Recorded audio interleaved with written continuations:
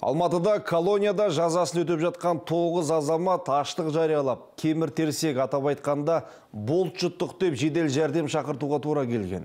Қамаудағылардың айтуынша олар жұмыс істейтін еңбектас кәсіпорны 2,5 айдан бері айлықтарын бермей әбден басынып алған көрінеді.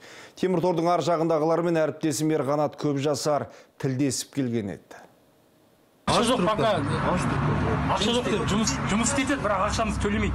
Ла 155-13 мекемесінде жазасын өтеушілер жеңіл қылмыс жасағандықтан таңертең қалаға жұмысқа кетіп, кешке қайтып келеді. Темір қоршаумен қаптаған күзетшілер болмаса, кәдімгі жатақхана секілді. Айлығын ала алмай наразылық білдіріп, темір-терсек жұтып алдым деген еркебұлан өзіне көмек көрсетуге келген жедел жәрдемді кері қайтарып жіберіпті. Жұмыс беруші жалақысын бермесе, өлуге де дайынмын дейді. Мен қазір аштықтамын, аштық жайлап отырмын, ішінде болып бар, темір жұтып жатырмын ішіне.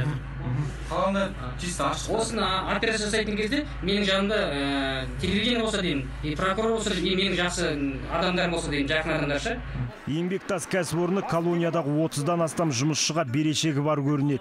2,5 айдан бері жазасын өтеушілердің айлығын бермеген компания қайда барсаңдар онда барыңдар деп доқ көрсетті дейді сотталғандар. Ол керек болса, біз саған шақырып береміз, ешкімнен қорықпайтын айтып отыр.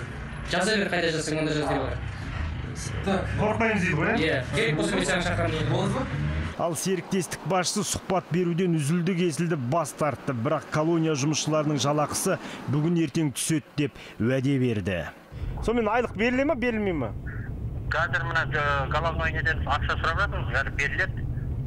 Қазір нетіп жатырмыз. Қашан беріледі? Бүгін ертең Астанадан ақша сұрап жатырмыз. Бүгін ертең шешіледі. Колониядағы аштық жариялаған азаматтар жұмыс беруші кәсіпорын жалақыларын бермейінше наразылықтарын тоқтатпаймыз деп отыр. Ерқанат Көпжасар, Думан Сүлейменов, Информбюро, Алматы.